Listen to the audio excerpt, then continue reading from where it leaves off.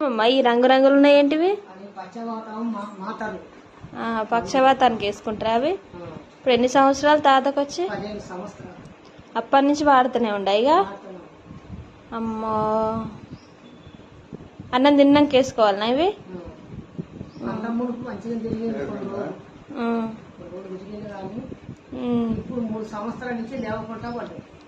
అయ్యో, నడక కూడా రాదు ఇక తాతకు.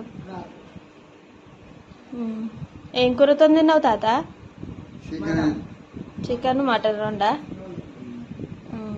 అగో తాత అయితే టాబ్లెట్ వేసుకో.